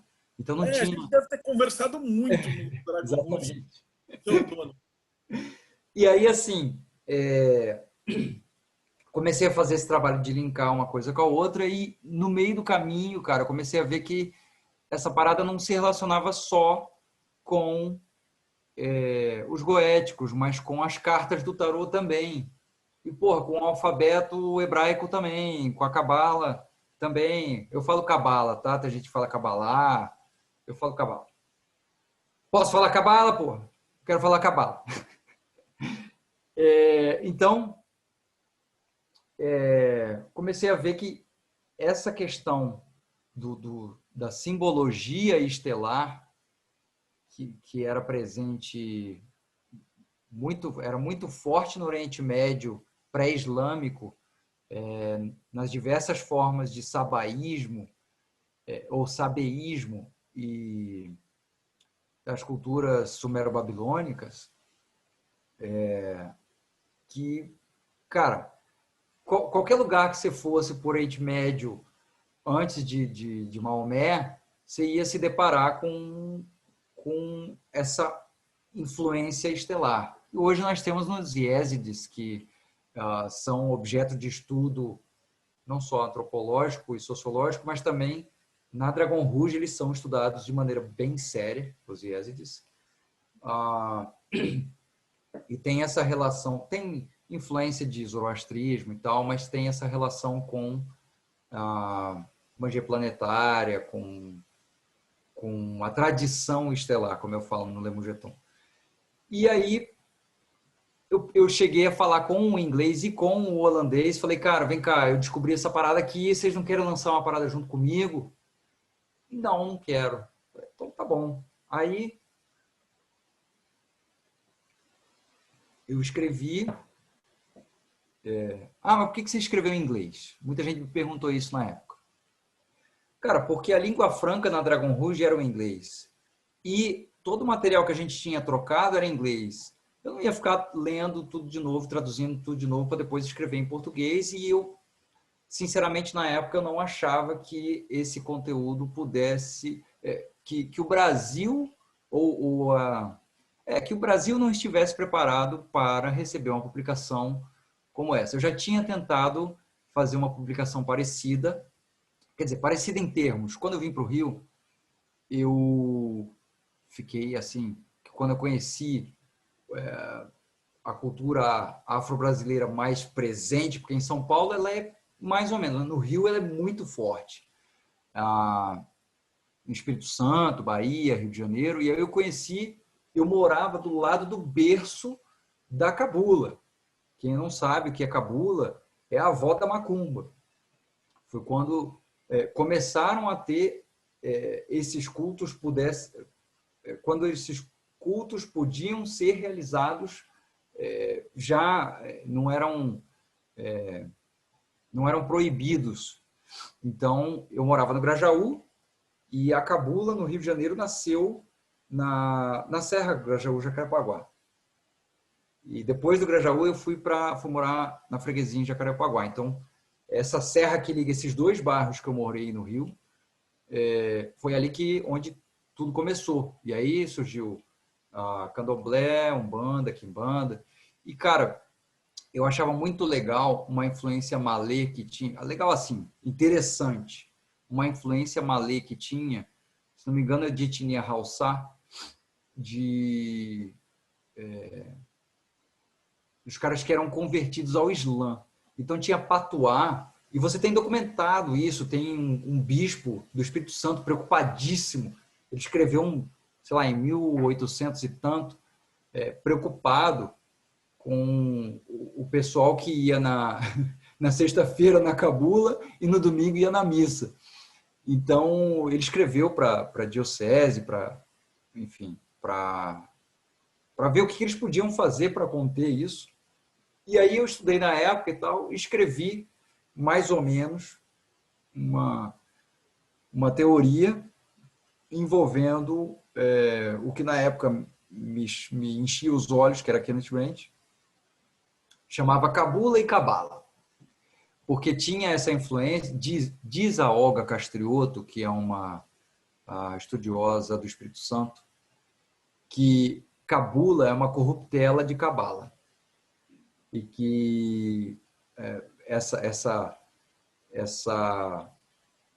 nomenclatura veio com os Haussá, que quando eles viam aquilo que era praticado por várias etnias, que aquilo era Cabala, que era o conhecimento que eles tinham do Islã, como o Islã interpretava aquilo, que era coisa dos hebreus, dos judeus, que era Cabala. E aí, segundo ela, é uma corruptela para Cabula. Então, eu escrevi um livro, um livreto, se chamava Cabula e Cabala, e tinha umas teorias de Kenneth Grant misturado com ritos afro-brasileiros. Só que eu mandei para a editora e ficou 3 anos. E nada. Ninguém nem me retornava. Eu falava assim, e aí? Não, já está chegando, tá na fila, já está chegando. Falei, quer saber? No final das contas, não publiquei. Me dá de volta essa porra. Então, assim, essa era a minha experiência de tentar publicar alguma coisa no Brasil. Então, eu falei, cara, vou fazer em inglês mesmo. Talvez alguém se interesse lá fora. E na época eu acompanhava um blog de um cara chamado Boris Balkan, não sei se você já ouviu falar. Esse cara, ele era tipo... Sabe aquele cara, quando o Alan Moore fala que as pessoas antigamente tinham mais medo do bardo do que da bruxa, porque a bruxa ela te amaldiçoa para agora, o bardo ele te amaldiçoa pro resto da eternidade, né? Ele era o bardo. Ele era um cara extremamente rígido nas resenhas que ele escrevia. E, enfim, ele era famoso. O nome dele era Boris Balkan, por causa do Boris Balkan do filme do Nono Portal. Nono Portal que chama, não é? O Último Portal, do Roman Polanski, é o Último Portal, que é com Johnny Depp.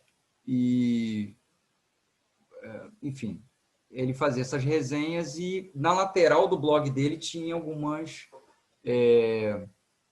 algumas editoras independentes e novas, assim, jovens. Na época tinha a Radeon Press, a Scarlet Imprint estava começando, tinha várias outras editoras internacionais e tinha a Fall of Man. Eu fui descobrir depois que o Alex, que é dono da Fall of Man, ele também foi Dragon Rouge. Hoje em dia a gente brinca, quem é que não foi Dragon Rouge, né? E aí a gente não se conhecia da Dragon Rouge, ele leu a sinopse do livro, falou, pode me mandar que eu tô interessado. Mandei o livro para ele, só que ele falou assim, cara, eu tenho duas linhas de trabalho aqui na editora, tem esses livros que são mais estilo Grimório, mas eu acho que o teu, como ele é inovador, ele podia sair nesse formato aqui, que é o Nox in Okazu, ou Nox in Okaso, que significa Noite Sem Fim em latim, que é tipo um periódico que eu vou fazer. Ele era bem parecido com os seus livros de Telegram, o projeto dele. E aí o Le Mougeton, ele inaugurou esse selo, era um selo dentro da editora dele, e aí tinha que ter um formato específico. Na época eu fiquei meio chateado, porque o livro não saiu com a capa do jeito que eu queria. O que você deve ter aí, ele deve ter aquelas estrelinhas na capa, né? Estrelinhas. Então, essa foi a edição especial. Eu queria que todas elas fossem. Aí eu só fui conseguir... Ainda, tá cheio de trelelê que eu então, pois é. Assim, cara, a gente já cortando para esse lado do comercial que eu estava te falando, de 2010 para cá, lá fora, na Inglaterra, principalmente na Inglaterra, mas nos países nórdicos também, na Espanha, na Itália, teve um boom de vender qualquer porcaria no material carérrimo e dizer assim, olha, isso é um grimório. E tinha troço que nego inventava que não tinha nada a ver, cara. Umas coisas assim. E vendia, e é muito caro. O Balkan, inclusive, fez uma crítica sobre isso. E assim, foi através do blog do Balkan que eu entrei em contato com a Fall of Man, que eu conheci o Alex, que é um cara excepcional também, paciente pra caramba. Ele dava... Igual você, assim. Pô, vamos fazer junto, fazer as coisas junto. Não era tipo assim, ou você me manda do jeito que eu quero, ou eu não vou publicar essa porra. Era um negócio que era feito a 4 mãos. Foi bem legal. Eu queria, na época, ter feito ilustrações de próprio punho. Eu já sempre desenhei, desde pequeno desenhava. Mas eu estava muito corrido e eu já tinha corrido para escrever, porque quando eu olhei e falei assim, cara, Le Mougeton, Mulapin, é isso aqui. Eu quis correr para lançar para ninguém, porque a sensação que eu tinha é que alguém ia ver isso antes, que alguém ia perceber isso antes, porque o livro da Rita Watson era de 2011 e nós estamos falando de 2012. Eu falei, cara, alguém vai perceber isso. Alguém vai perceber isso, vai publicar antes de mim. Eu quero ter que ser o primeiro a falar dessa porra. E aí eu não tive o tempo que eu gostaria de ter tido, que eu já tive no Abismo, para fazer ilustrações. Então, ele disponibilizou um cara lá que trabalhava com ele para fazer a adaptação das ilustrações, né, que nós usamos algumas imagens sem copyright. E, enfim, aí saiu o Le Mougeton, foi lançado, foi bem recebido. Na época, eu convidei o Nicolai de Matos para fazer a resenha. E ele fez um review no Stereo Cave, no blog dele. Ele foi super generoso com o livro, muito mais do que eu pudesse imaginar. E aí o Alex falou assim, cara, vamos usar essa resenha porque está muito legal. E aí foi utilizado para divulgar. Em pouco tempo, ele tinha feito uma tiragem de 300 cópias só. Mais as 72 daquelas que você tem aí, igual a sua, que tem as estrelinhas da Galáxia de Orion na capa. E aí, depois do Nicolai de Matos, o Anton Channing também fez uma resenha super... Mas o Anton Channing meio que não vale, porque ele já era meu amigo, né? O Nick eu não conhecia. Eu fui lá, Nick, você aceita fazer uma resenha desse livro aqui? Aí mandei para ele, ele leu assim, aí respondeu assim, cara, devido ao tema, sim, eu me interesso em fazer. Beleza, nós mandamos o livro para ele. E, cara, ele foi muito, muito, muito generoso, realmente, conosco. E aí, depois dele, o Anton Channing fez também uma resenha. E aí, isso entrou no Lastal. Lastal é tipo um portal da Sociedade Aleister Crowley na Inglaterra. Um cara que chama Paul. Gente boa pra caramba também. Ajuda os outros. Outras pessoas que estão publicando livro também ele divulga lá. É tipo eu não sei explicar. É um portal. Chama lastal.com. E o Michael Stanley também está lá. Vira e mexe, ele fala sobre publicações e coisas de Kenneth Grant lá e tal. Era dessa época que eu já conheci. E aí, para fechar com chave de ouro, já tinha acabado de vender todas as cópias do Le Mougeton. O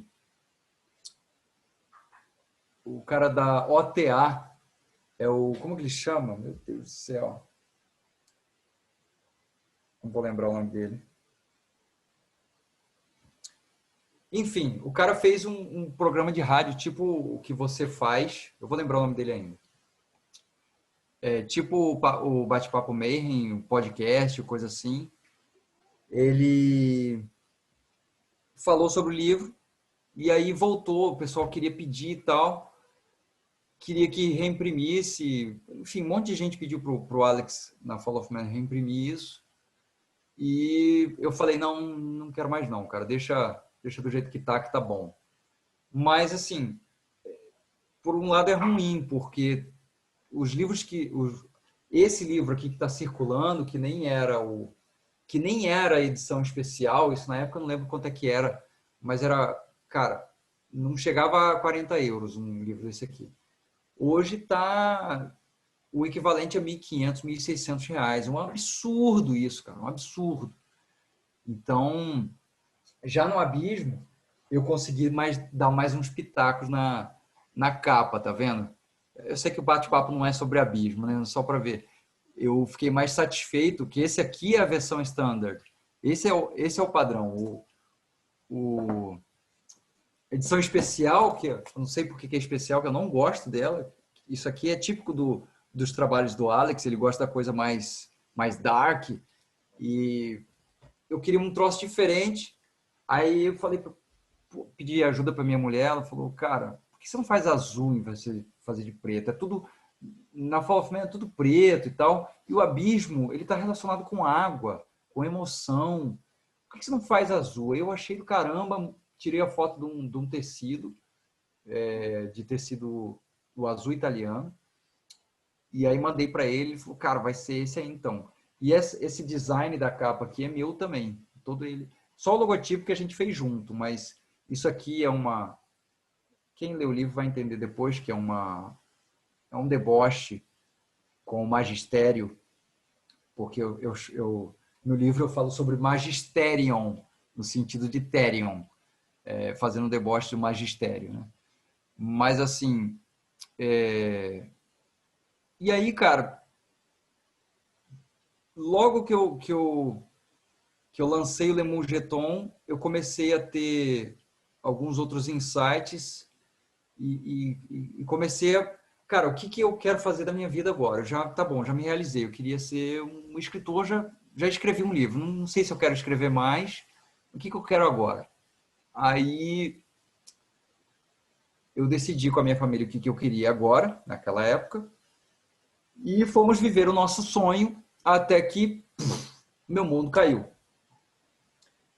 E aí é que eu comecei a ter a experiência que resultou depois da publicação do Abismo. Então, assim, se você não me interromper, eu não vou parar de falar. Não vou te interromper nada, pode falar mais.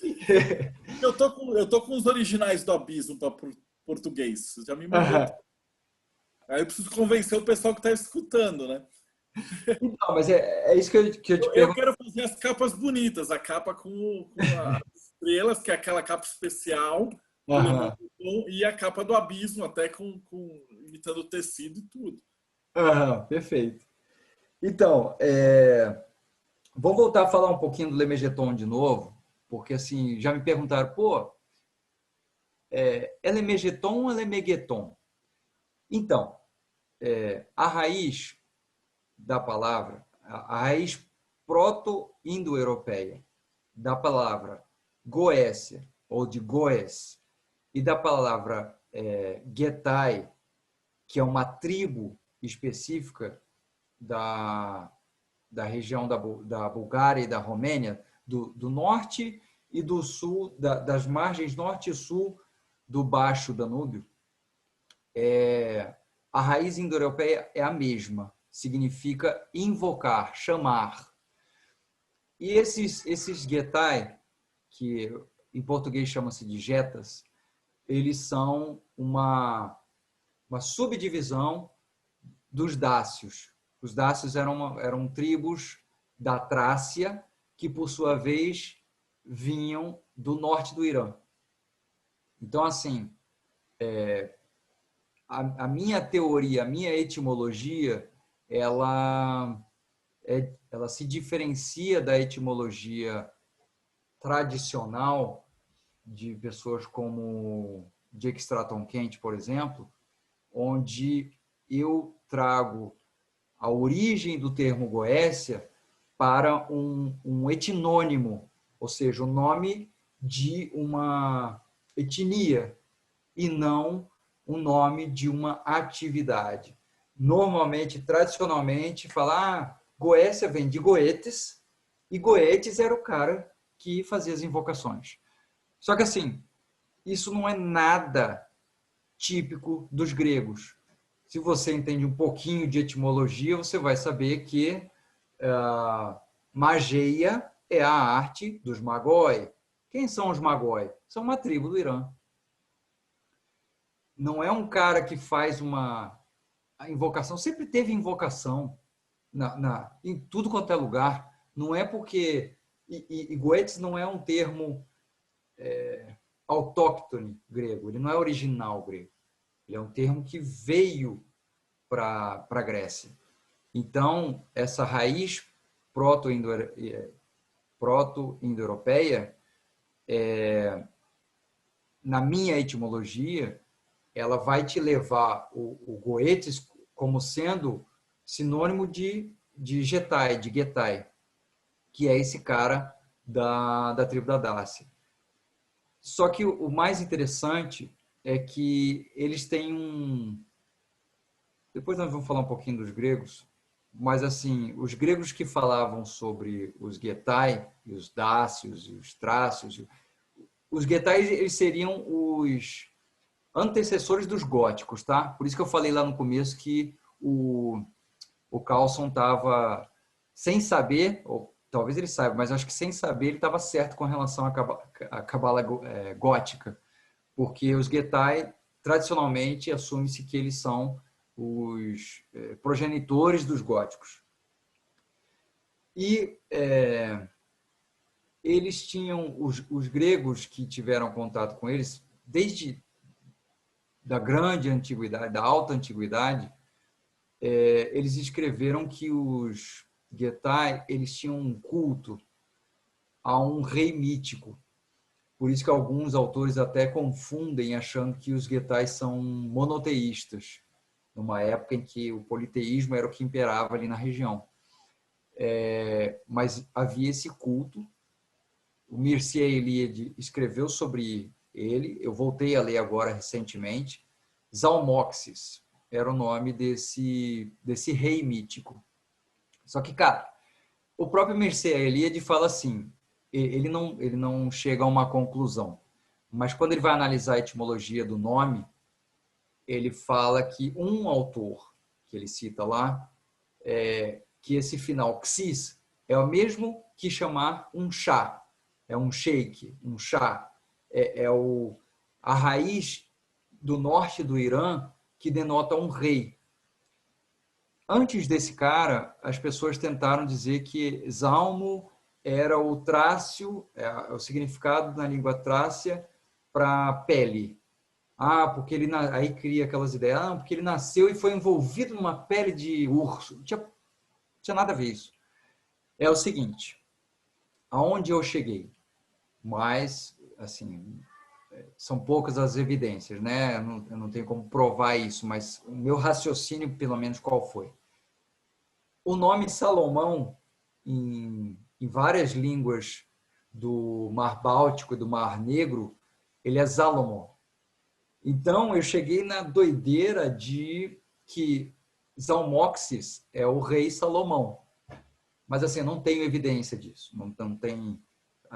Acredito que acadêmicos não concordariam com essa etimologia do Léo Holmes, mas é, no mínimo, interessante. Quem lê a história dos Zalmoxis vai ver vários paralelos com a história do rei Salomão. E, assim, na verdade... não existem nem provas de que Salomão foi tudo aquilo que é dito, né? Isso é bem discutido. Não se vê em civilizações contemporâneas mencionar nem o rei, nem o reinado dele em nenhum lugar, mas, assim, admite-se que ele, se existiu em torno de 900 antes da Era Comum. E enquanto os Almoxes teria sido... Uma das histórias é que os Almoxes foi escravo do Pitágoras. Naquela época era tudo Pitágoras também, né? Pitágoras. E a diferença, se não me engano, entre Salomão e Pitágoras em anos, a diferença cronológica, acho que é de uns 500 anos.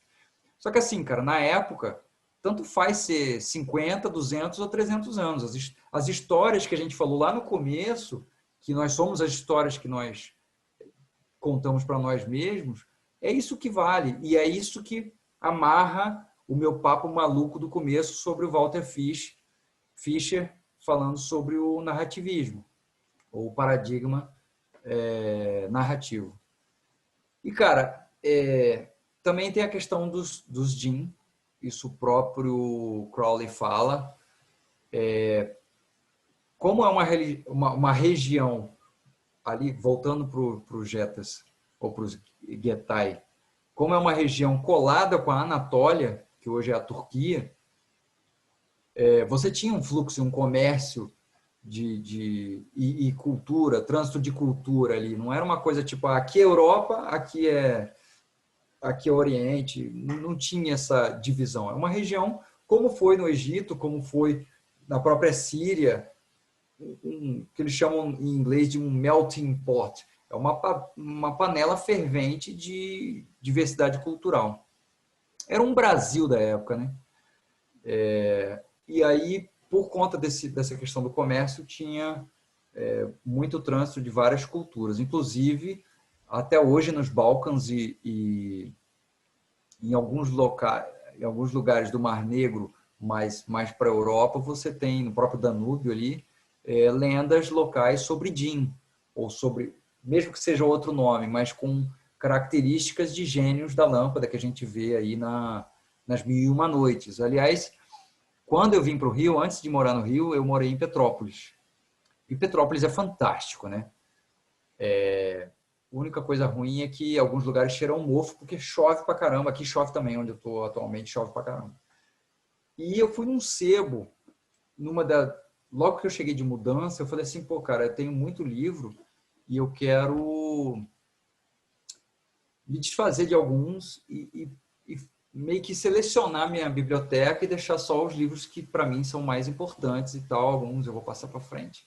Aí fui num sebo, cara, e eu consegui essa edição aqui das Mil e Uma Noites, que foi publicada em 1920. Então, esse ano ele fez 100 anos, cara. Você vai no sebo para vender os livros e volta com mais livros. Exatamente. Eu fui trocar. Assim, muito engraçado. Faltou falar isso antes da internet. Alguém aí falou, acho que foi o Vinícius que falou, o próprio Luiz falou, que a nossa internet de antes era sebo. E realmente, cara, eu tinha sebos que eu frequentava em São Paulo, tinha um sebo em Campinas. Cara, eu gostava muito de história em quadrinhos também, né? O meu primeiro salto de paraquedas, eu paguei com o dinheiro que eu vendi os meus quadrinhos. eram tipo 3 mochilas de viagem, 3 malas de viagem que eu levei para vender, porque eu falei, cara, tô ficando velho, não cabe mais, não tem mais espaço para isso e tal, e é melhor passar isso adiante do que deixar ser apodrecido, enfim. E aí eu vendi e paguei o meu salto de paraquedas com dinheiro, de tanto que eu ganhei na época, né? Então era uma cultura que eu tinha de ficar indo em sebo, mesmo depois da internet também. E foi o que aconteceu. Eu fui para Petrópolis, fui trocar, acabei voltando com esse. São 3 volumes que eu tenho das Mil e Uma Noites, e um livro sobre inquisições também. Mas assim, o próprio Crowley fala dos Jinn, né? Eu fui estudar os Jinn também. O lance todo é que amarra com essa questão que eu falei antes dos familiares. Tem um lance muito legal da gente falar, que estou falando tudo de Lemegeton ainda, não entrei no Mulapim, tá? Tanto os Jinn quanto os espíritos familiares das bruxas medievais, eles, em algum momento, eles se afeiçoam por algumas pessoas, independentemente dessa pessoa ter chamado ele ou não. Não são gatinhos. E eles acabam promovendo algumas mudanças na vida dessas pessoas, que a minha mulher gosta de comparar com o Lasher, da Anne Rice. Eu não tenho paciência nenhuma para ler Anne Rice, porque, assim como Tolkien, assim como Terry Pratchett, são 10 páginas para ela descrever uma porra de um ambiente. Então, não tenho paciência nenhuma. Mas, assim, eu gosto muito dos conceitos que ela utiliza, porque eu sei que ela estuda para isso. E, realmente, o Lasher foi... Eu consegui ler alguma coisa. E ela fala, basicamente, um cara que morreu e depois ele volta como um espírito e ele fica numa família, em gerações e gerações de mulheres, que ele toma conta dessas mulheres. E o posicionamento dos Jinn e dos goéticos é bem parecido com isso, que é parecido com o espírito familiar da Idade Média. Então, era muito comum no final dos anos 90 eu escutar assim, porque fulano tomou um pau de goécia. Não vou fazer isso não, cara. Morro de medo porque falam para mim que o pau de goécia é foda. Eu pensei, que porra é essa de pau de goécia? O que acontece? Não é que você lidar com goético vai necessariamente te trazer problema. Eu não gosto da goécia tradicional chamada goécia salomônica. Porque, como eu já falei lá atrás, não tive uma experiência legal no começo e decidi que não era isso que eu queria fazer. E eu não acho que aquilo que você está chamando deva ser chamado dessa forma. Então é melhor você nem chamar. Mas eu acho também que é porque tem muita distorção em torno da matéria envolvida, da natureza desses espíritos, que anjo caído, é demônio, não sei o quê. Cara, segundo a etimologia, são divindades do Oriente Médio, bicho. E uma das coisas que, voltando só rapidamente para a minha discordância da etimologia do Jake Stratton Kent. Cara, se Goécia é grega, por que você não está invocando um Apolo ali? Por que não tem... Nenhum dos 72 é Apolo, é Hércules, é tudo gente de fora. São deuses estrangeiros. Eles não são gregos. Mas a palavra se tornou grega, assim como magia, que a magia se tornou uma palavra grega, que foi inventada pelos gregos, inicialmente para identificar um grupo específico de pessoas e depois virou um troço que não existe, cara. A palavra magia que nós utilizamos até hoje, ela não é mais, ela não corresponde mais ao significado que ela tinha quando ela foi cunhada no século, sei lá, terceiro antes de Cristo, alguma coisa assim. Mas, como eu falei, eu sou bem vai e volta, eu acabo me perdendo. Eu estava falando dos familiares. Então, quando você chama um goético, ele desenvolve um trabalho com você. Se ele gostar de você, ele acaba sendo meio que um protetor, um guardião. um espírito familiar. É por isso que muitos goéticos na descrição vêm assim, dá excelentes familiares. Na verdade, é ele que é um excelente familiar. Ou alguém da legião dele, enfim. E o que acaba acontecendo? Esse cara, ele vai fazer não o que você quer, mas o que ele acha que é melhor para você. Então, ele vai tirar relações tóxicas da sua vida. Doa quem doer. Então, às vezes, o cara tem um irmão que, sei lá, é dependente químico e só dá dor de cabeça para ele. Cara, dependendo do goético que ele chamar para resolver um outro assunto, pedir uma outra coisa, o goético vai chegar e falar assim, não, cara, você é tão maneiro, tão legal, fica se botando para baixo por causa dessa praga desse seu irmão aqui, vou tirar esse seu irmão da sua vida. E tira. Entendeu? Isso acaba acontecendo. E as pessoas não gostam, porque não entendem. Então, tem toda essa carga emocional também de... Aquela história, cara, gente maluca também tem filho, gente maluca também tem irmão, gente tóxica também tem irmão, aí sempre se escuta aquele, mas fulano é a mãe. Fulano... Cara, não é porque é mãe que é santo, não é porque morreu que é santo, não é porque é velho que é santo, entendeu? Existem todo tipo de relações tóxicas em vários círculos sociais nossos, sejam familiares ou não. E tem pessoas que vieram me reportar na época, em 2010, de 2010 a 2012, ainda estava na Dragon Rouge, de vez em quando, eu era um orador de alguns materiais, juntava umas pessoas numa sala e eu falava sobre esse assunto, esse e outros assuntos, eu e minha mulher na área dela e eu na minha, e vieram me trazer essa questão uma vez, porque, porra, tá dando tudo errado. Eu falei, mas o que tá dando errado? Porque o meu namorado me largou, a minha mãe, deu um problema,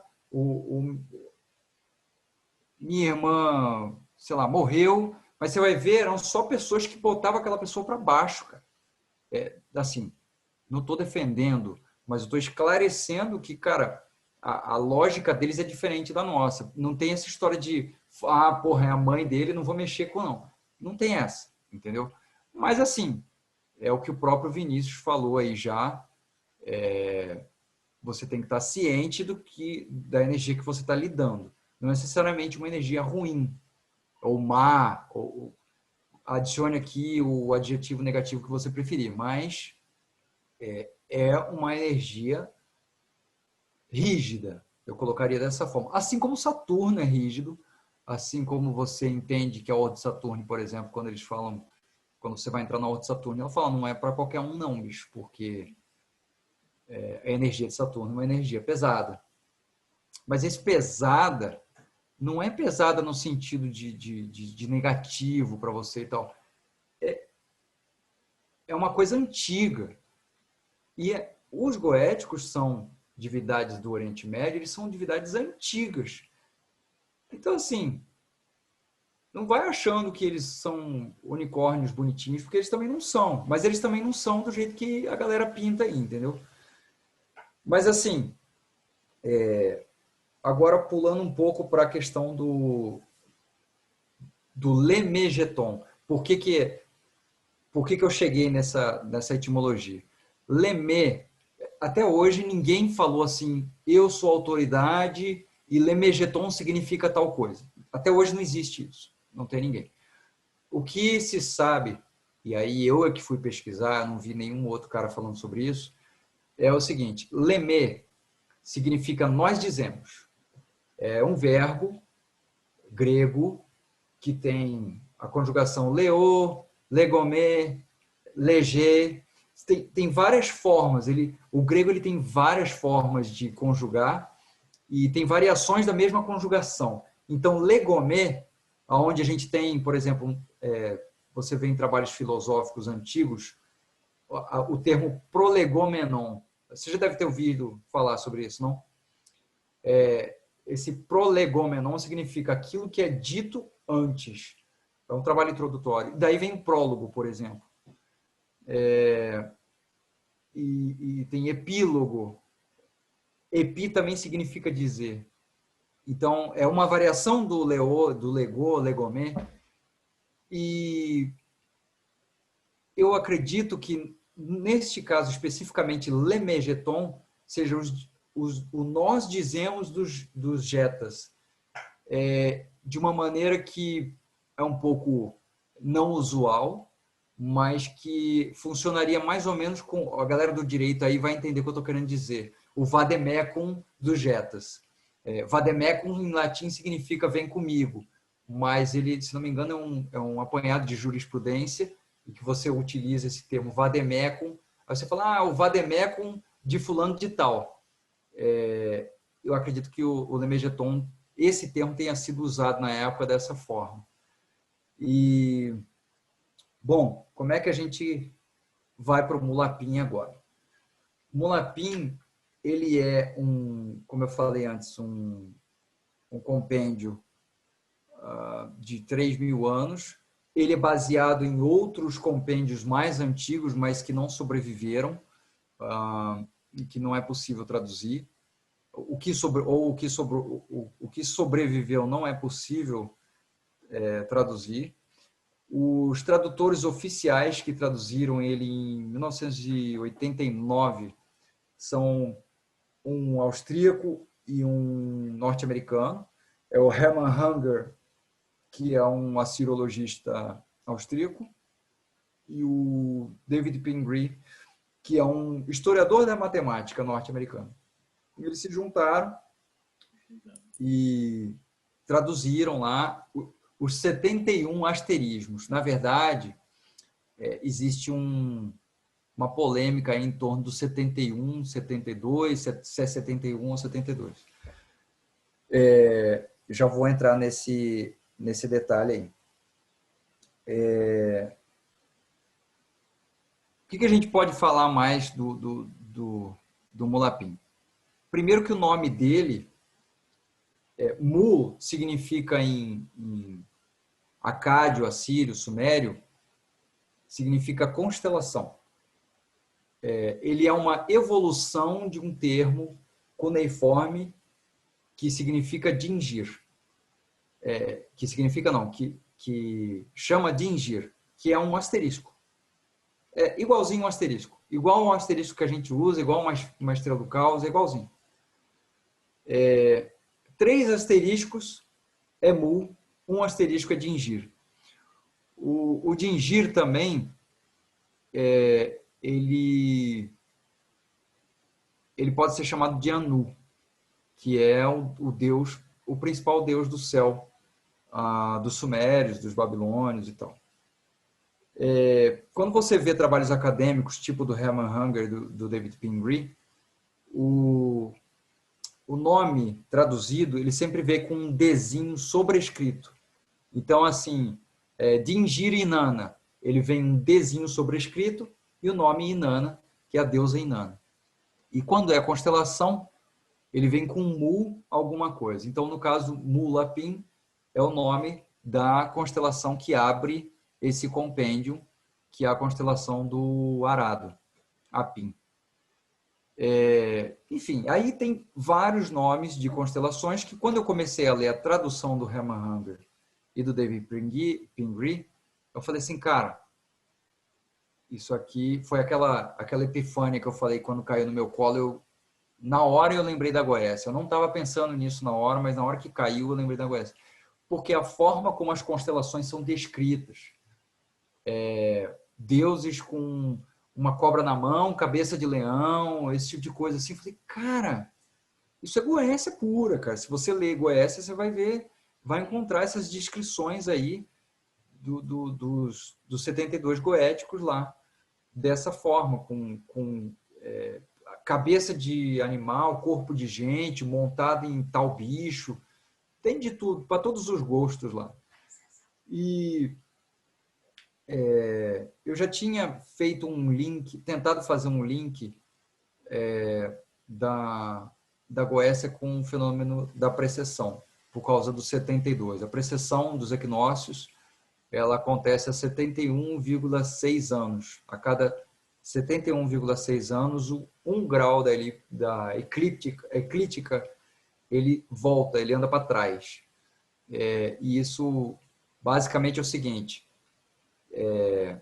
Você tem lá o equinócio de... Você tem o equinócio nascendo em Áries. O Sol entra em Áries, é equinócio. Só que, ao longo dos anos, como aquilo vai atrasando, ele começa a entrar em outro signo, e assim por diante. E antes de Áries era Touro, se não me engano. Depois Peixes. Tem até teorias em torno de a vinda de Jesus Cristo, por que o símbolo ictis é um peixes, porque, na verdade, por conta da precessão, o equinócio já estaria vindo em peixes, e agora a história da era de Aquário, né? Tem um cara muito bom, australiano, que ele é um fotógrafo australiano, ele foi para o Iraque, numa região onde supostamente havia culto estelar, ou onde tinha observação, na verdade, porque era um assunto onde eu li isso, era um assunto de arqueoastronomia, não tinha nada a ver com ocultismo. Arqueoastronomia é um assunto acadêmico. E o cara foi lá para provar que, na verdade, a gente já está na era de Aquário. Ele filmou aquele time-lapse no equinócio, ele filmou onde que estava nascendo, e estava justamente na constelação de Aquário já. Quando o Sol sobe no horizonte, já está em Aquário. Aí ele falou assim, cara, não adianta vocês ficarem calculando matematicamente essa porra, porque não era assim que os sumerianos e os babilônios faziam. Era visualmente. E visualmente a gente já está na era de Aquário. Basicamente, eu achei fantástico o cara fazer isso. Fenomenal. Mas assim, eu tinha estudado essa situação da precessão, e como não é 71 e nem 72, é 71,6, eu ficava assim, cara, mas será que de repente o David e Pingree não podem ter errado aí por conta da precessão? Ou a Goécia está com 72 por causa da precessão e tal? Aí eu fui descobrir, eu já tinha lido alguns assuntos, alguns livros, na verdade, do Zecharia Sitchin. Esse era um outro assunto que eu sempre gostei. Eram os deuses astronautas, não só o Zecharia Sitchin, mas outros caras que falam sobre as teorias dos extraterrestres antigos, né? E eu já tinha meio que eu já associava, antes de conhecer o Mulapim, eu já associava Nibiru ao goético Nabérios. Eu falava assim, cara, esse nome não pode ter outro equivalente. É esse. Nabérios é Nibiru. Então, isso já foi aí que eu comecei a ter as ideias de que a Goécia pudesse ter alguma relação realmente estelar, planetária, com eventos celestiais. E aí, quando eu peguei a tradução do Mulapim, do Hunger e do Pingree, eu percebi que eles consideram um asterismo, a gente chama asterismo, tanto faz se é estrela ou se é constelação, é asterismo. Eles consideram um asterismo como sendo, aliás, 2 asterismos como sendo o mesmo, porque os dois estão numa linha relacionada com Marduk. Um é o Sagimegar, que é Júpiter, e o outro é Nibiru, que até hoje não tem um equivalente no nosso sistema solar, ou no universo que a gente conhece, não tem um equivalente. Mas na linha, eu pude ver, na tradução original, tem tanto o Sagimegar quanto o Nibiru. E, cara, eles não utilizariam como sinônimos nesse caso, porque eles estavam falando... No Lemongeton dá para ver isso, quem for ler depois dá para entender. Mas basicamente é o seguinte, eles consideraram Júpiter e Nibiru sendo a mesma coisa, e eu não considero Júpiter e Nibiru sendo a mesma coisa. O Sagimegar, para mim, é o Samigina, e o Nibiru, para mim, é o Nabérios. Então, foi dessa maneira que eu resolvi o impasse do 71, 72 aí. Não que eles tenham... um jeito elegante no Lamen, quando você divide em seus 72 entidades, anjos ou demônios, mas a hora que você faz toda a divisão, ele termina em Marte-Marte. Aham. Então são 71 influências em 72 entidades. Idades. Sim, entendi. Entendi. Faz sentido. Legal. Pô, eu não vejo a hora de estar com esse livro já financiado. Cara, a gente está chegando no final do tempo. Eu vou te fazer a última pergunta, que é assim, como é que o pessoal te encontra? Então, Instagram, eu sei que você está super afastado de tudo. Pô, E eu aí, não. depois o que o Léo falar vai estar aqui embaixo na descrição do vídeo. Bem como, na verdade, se você estiver assistindo isso no YouTube, você está bem no futuro. Provavelmente esse financiamento já vai estar rolando agora, né? Ou se já rolou, provavelmente vai estar o link de onde que você vai conseguir comprar o livro aqui embaixo na descrição. Perfeito. Eu não queria que vocês interpretassem, quem está assistindo, como sendo uma atitude antipática da minha parte, mas eu prefiro que as pessoas me encontrem através dos meus livros. Por que eu falo isso? Por essa questão de, no passado, eu já ter tido essa experiência e eu não sou guru, eu não sou guia espiritual, não sou nada disso, e as pessoas às vezes confundem isso, então eu prefiro me afastar. Estou sempre acessível, assim, conversando com você, com a ordem a qual eu pertenço, mas, assim, eu prefiro não... Eu sou meio igual o Batman, assim, eu prefiro encontrar as pessoas do que elas me encontram. Mas nos meus livros as pessoas podem me encontrar no Le Jeton também, mas principalmente no Abismo, onde eu escondi minha alma. Maravilhoso. Léo, cara, foi um prazerzão conversar contigo. Eu vou só despedir do pessoal aqui, depois eu já vou abrir o microfone para a gente bater um papo mais fechado. Valeu, Então, obrigadão, Deodébio. para você que está assistindo, a gente assistiu até agora, então não esquece de dar uma conferida no livro e tudo. E dá uma olhada, porque tem mais de 100 entrevistas desse estilo aqui no Bate-Papo Mayhem. E o Rodrigo falando que eu sempre esqueço, se você pegou pela metade, dá like no canal e põe para seguir os vídeos. E até o próximo Bate-Papo Mayhem.